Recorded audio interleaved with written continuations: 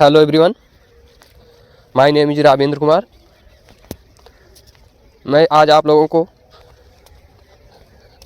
Ancient history बताने जा रहा हूं, जो कि एनडीए में काफ़ी बार पूछे जाते हैं प्रश्न। देखिए, एंशिएंट हिस्ट्री जो है, एंशिएंट हिस्ट्री का जो है प्राचीन भारतीय इतिहास का विभाजन एवं स्रोत उसके क्या हैं। देखिए, यहाँ से मैं शुरू कर रहा हूँ एकदम मेन टॉपिक से। देखिए, यहाँ पर देखिए प्राचीन भारतीय इतिहास का विभाजन। देखिए, इतिहासकारों ने इतिहास के अध्ययन को सुविधाजनक बनाने के लिए प्राचीन इतिहास को 3 भागों में बांटा। पहला क्या है? प्रागैतिहासिक काल। दूसरा क्या है? अद्यैतिहासिक काल। और तीसरा क्या है? ऐतिहासिक काल। ऐतिहासिक काल। देखिए अब आगे क्या है। देखिए, प्रागैतिहासिक काल में क्या है। देखिए, प्रागैतिहासिक काल में क्या है। इस काल की संज्ञा इतिहास के उस कालखंड को दी जाती है जिसमें जानकारी के लिए लिखित साधनों का पूर्णतः अभाव था। क्या था? प्रागैतिहासिक काल में लिखित साधनों का पूर्णतः अभाव था। साथ ही तत्कालीन मानव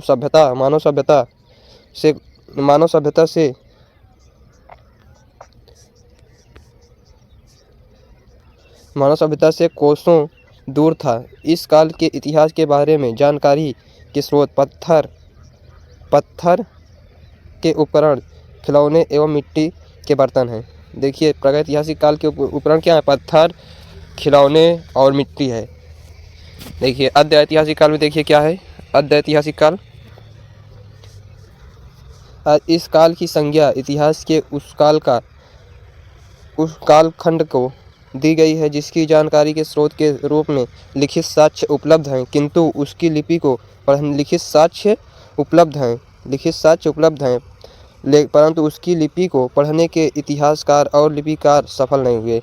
देखिए, इस अद्यैतिहासिक काल में लिखित साक्ष्य मिले तो, परंतु उसको पढ़ने में न समझ पाए, न पढ़ पाए, उसे सफल नहीं हो पाए। इस कालखंड में सिंधु काल की सभ्यता एवं वैदिक काल का अध्ययन शामिल है। सिंधु काल की सभ्यता और एवं वैदिक काल का अध्ययन शामिल है। देखिए आगे क्या है। ऐतिहासिक काल में क्या है। देखिए, ऐतिहासिक काल, इस काल की जानकारी के स्रोतों के रूप में लिखित एवं पठनीय स्रोत उपलब्ध हुए। ऐतिहासिक काल में क्या हुए? लिखित स्रोत प्राप्त हुए और उन्हें पढ़ने के लिए भी जाना पाया, उसे पढ़ भी पाए। भारतीय संदर्भ में यह कालखंड 6वीं शताब्दी पूर्व से शुरू होता है। 6वीं शताब्दी पूर्व से शुरू होता है। देखिए अब क्या है। देखिए, इसे ईसा पूर्व BC और ईसवी AD में अंतर। देखिए, जीसस क्राइस्ट के जन्म से पूर्व की घटनाओं को इतिहास में ईसवी पूर्व BC यानी कि बिफोर क्रिस्ट कहा जाता है। इसमें समय आगे से पीछे की ओर चलता है। इसमें समय कैसे चलता है? आगे से पीछे की ओर चलता है। अब देखिए पॉइंट नंबर 2 क्या है। एडी ईसवी यानी कि एडी एनो डोमिनी अर्थात ईसवी के जन्म का वर्ष। इसमें समय पीछे से आगे की ओर चलता है। ठीक है। देखिए, इसके स्रोत जो हैं कुछ इस तरह है। साहित्य और पुरातात्विक स्रोत। साहित्य के ये 3 भाग हैं और पुरातात्विक स्रोत के कितने हैं? 6 भाग हैं।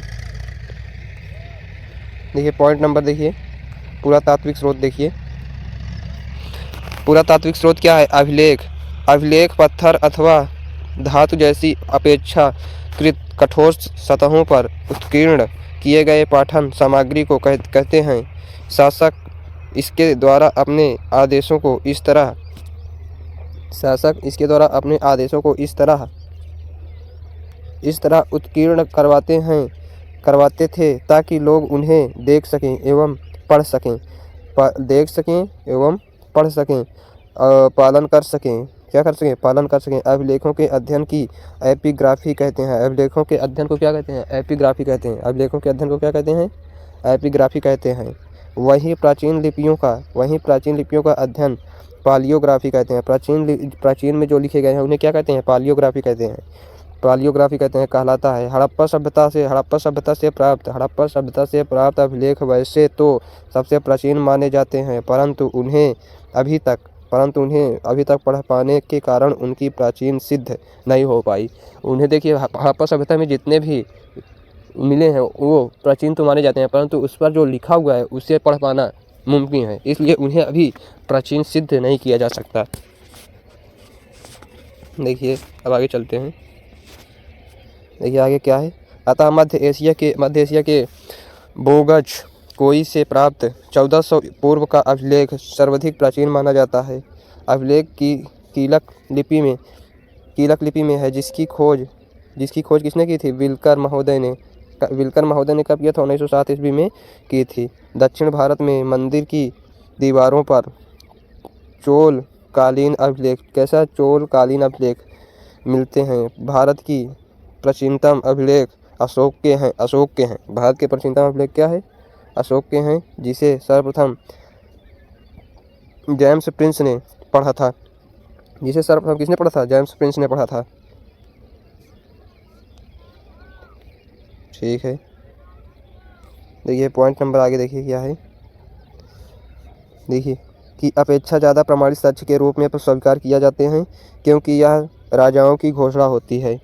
किसकी घोषणा होती है? राजाओं की घोषणा होती है। सिक्का, कॉइन देखिए हम ऐसे नहीं पढ़ा रहे हैं। देखिए एनडीए के जो टॉपिक होते हैं एंशिएंट हिस्ट्री के, जो कि पीडीएफ, मैं उस पीडीएफ से आप लोगों को पूरा तैयार कर रहा हूँ। अगर यदि आप इस पीडीएफ से अगर आप पढ़ लेते हैं ना, तो एनडीए में ऐसा हो कि इससे बाहर कोई क्वेश्चन आ जाए, क्योंकि मैं आपको पूरा पीडीएफ इसका निकलवा कर आपको जो पॉइंट मेन पॉइंट थे मैं उसको पूरी तरह से डिस्कस कर रहे हैं। देखिए अब सिक्का, कॉइन में क्या है? सिक्के अर्थात मुद्रा भी भारतीय इतिहास को जानने का प्रमुख स्रोत है। भारतीय इतिहास को जानने का प्रमुख स्रोत क्या है? सिक्का है, स्रोत है। इससे न सिर्फ तत्कालीन शासकों की आर्थिक स्थिति के बारे में जानकारी मिलती है, बल्कि इसके साथ धातुओं व राजनीति स्थिति की भी जानकारी मिलती है। क्या? धातुओं और एवं राजनीति स्थिति की भी जानकारी इसमें मिलती है। देखिए भारतीय मुद्रा शास्त्र के जनक जेम्स प्रिंस थे। कौन थे? भारतीय मुद्रा शास्त्र के जनक जेम्स प्रिंस थे। सिक्कों का अध्ययन क्या कहलाता है? न्यूमेस्मेटिक्स। सिक्कों का अध्ययन क्या कहलाता है? न्यूमेस्मेटिक्स। सिक्कों का अध्ययन न्यूमेस्मेटिक्स। भारतीय मुद्रा परिषद इलाहाबाद में 1910 में स्थापित। भारतीय मुद्रा परिषद कब हुआ था? इलाहाबाद में 1910 में। भारतीय मुद्रा परिषद इलाहाबाद में 1910 में। भारतीय उपमहाद्वीप के आरंभिक सिक्के आहत सिक्के हैं। भारतीय उपमहाद्वीप के आरंभिक सिक्कों को क्या कहते थे? आहत सिक्के। क्या है? आहत सिक्के।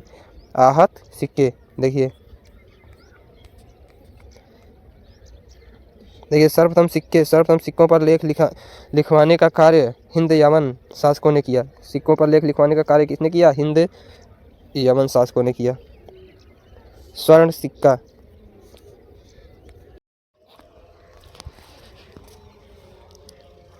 चलिए दोस्तों आगे चलते हैं। स्वर्ण सिक्का देखिए सर्वप्रथम हिंद यमन शासकों ने, किसने? स्वर्ण सिक्का हिंद यमन शासकों ने स्वर्ण सिक्का जारी किया। सर्वप्रथम हिंद यमन शासक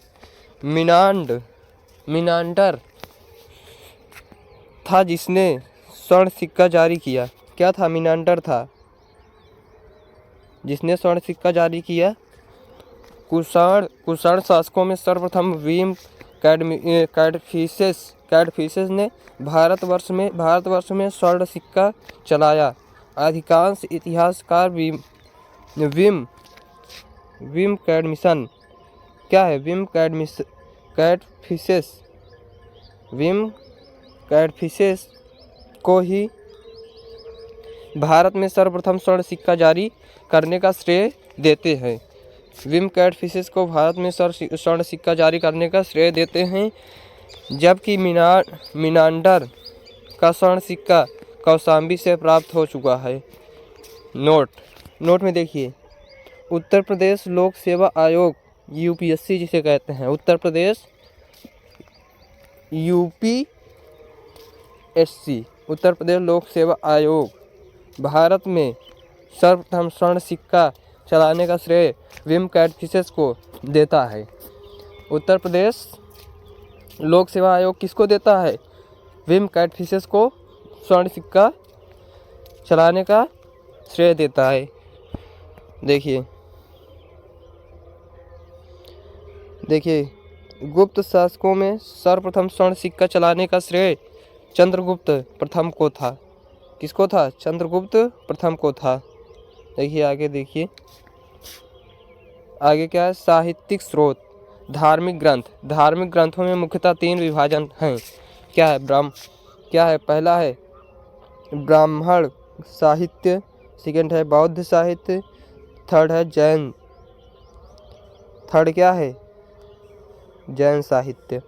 नोट, निम्नलिखित स्रोत भारतीय इतिहास को जानने के स्रोत के रूप में जानकारी के लिए रखे।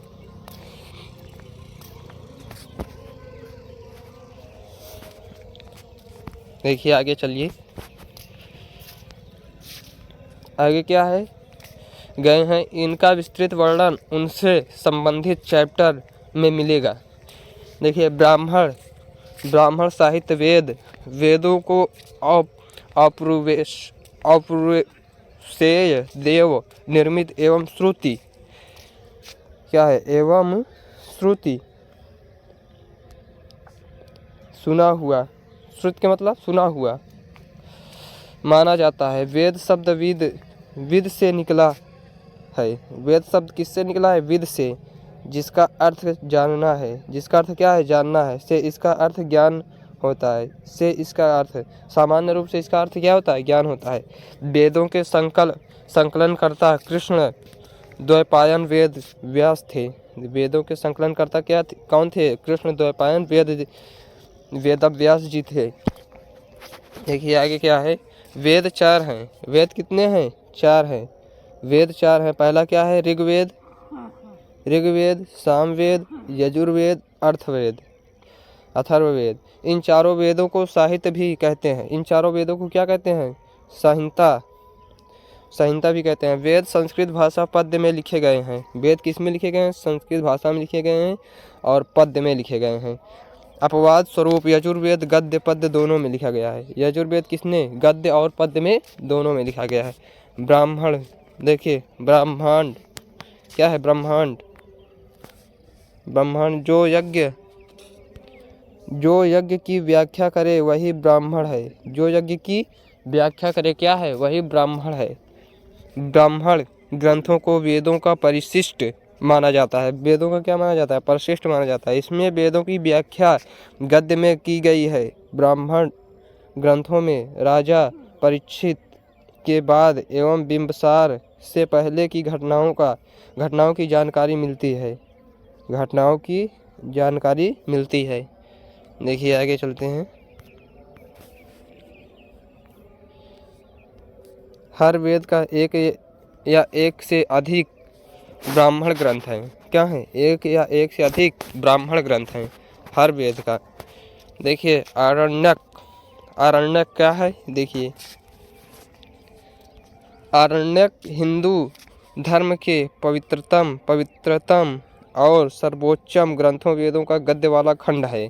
पवित्रम सर्वोच्चम ग्रंथों वाला वेदों का गद्य वाला खंड है। वैदिक वाङ्मय का तीसरा हिस्सा है। और वैदिक साहित्यों पर दिए भाष्य का दूसरा स्तर है। क्या है, दूसरा स्तर है। इसमें दर्शन और ज्ञान की बातें लिखी हुई हैं। इसमें किसकी बातें लिखी हैं, दर्शन और ज्ञान की बातें लिखी हुई हैं। कर्मकांड के बारे में चुप हैं। कर्मकांड के बारे में क्या है, चुप हैं। इनकी भाषा वैदिक संस्कृत, क्या है, वैदिक संस्कृत। इनकी भाषा क्या है, वैदिक संस्कृत। इनको रहस्य ग्रंथ भी कहा जाता है। इनको क्या कहा जाता है, रहस्य ग्रंथ। उपनिषद देखिए क्या है, उपनिषद का शाब्दिक अर्थ है गुरु के समीप बैठकर शिष्य जो ज्ञान प्राप्त करता है। गुरु के समीप, देखिए उपनिषद का मतलब होता है उप प्लस निषद। गुरु के पास बैठकर समीप में शिष्य जो ज्ञान प्राप्त करता है उसे उपनिषद कहते हैं। वैदिक साहित्य का अंतिम भाग उपनिषद है। वैदिक साहित्य का अंतिम भाग क्या है, उपनिषद है। इसलिए उपनिषदों को वेदांत भी कहते हैं। इसलिए उपनिषद को क्या कहते हैं, वेदांत। उपनिषदों का प्रमुख विषय आत्मविद्या है। उपनिषदों का प्रमुख विषय क्या है, आत्मविद्या, स्वयं विद्या। उपनिषदों की रचना गंगा नदी घाटी में हुई। उपनिषदों की रचना कहाँ हुई, गंगा नदी घाटी में हुई। देखिए अब क्या है, नाराशंसी साहित्य, इसमें राजाओं व ऋषियों के स्तुति परक गीत हैं। इसमें राजाओं और ऋषियों की क्या है? स्तुति परक गीत हैं। देखिए अभी कितनी 2 3 अभी 3 स्लाइड्स और हैं।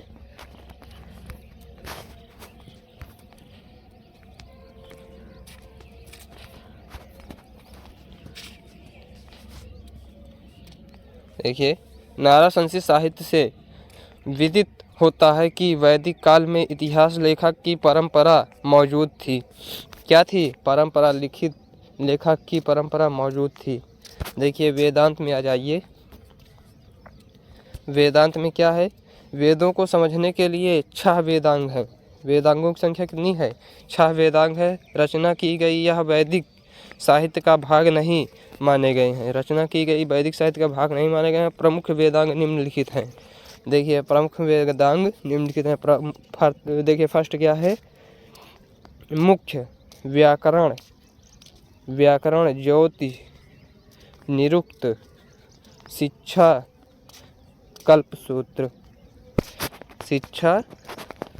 कल्पसूत्र, छंद। क्या है? छंद है। देखिए रामायण, देखिए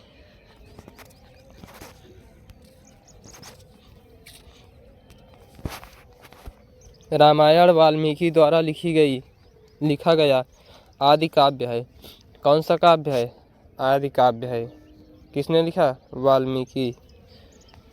इसमें 7 कांड हैं। मूल रूप से इसमें 6000 श्लोक थे, 6000 श्लोक थे जो बढ़कर 24000 हुए।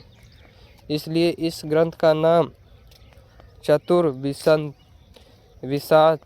शास्त्री है। संहिता पढ़ा।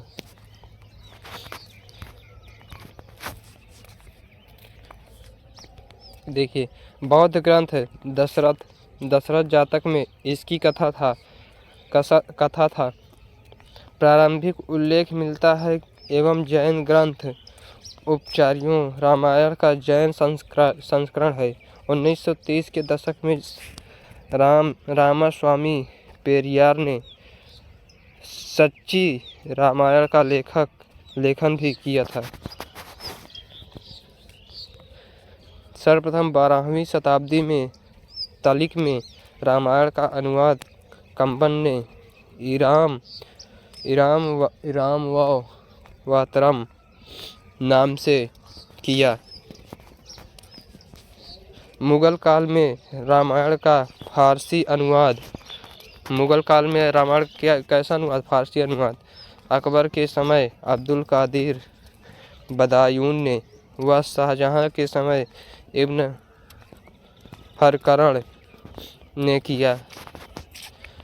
बंगाल में रामायण का अनुवाद कृतिव्यास ने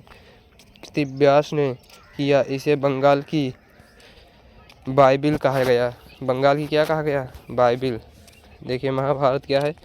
परंपरा के अनुसार इस ग्रंथ के लिपिक भगवान श्री गणेश थे, लेकिन साहित्य में इसे वेदव्यास की कृति माना जाता है। महाभारत में कुल 18 पर्व हैं। महाभारत में कुल कितनी 18 पर्व हैं? भगवद गीता इसके भीष्म पर्व का भाग है। महाभारत का सबसे बड़ा पर्व है।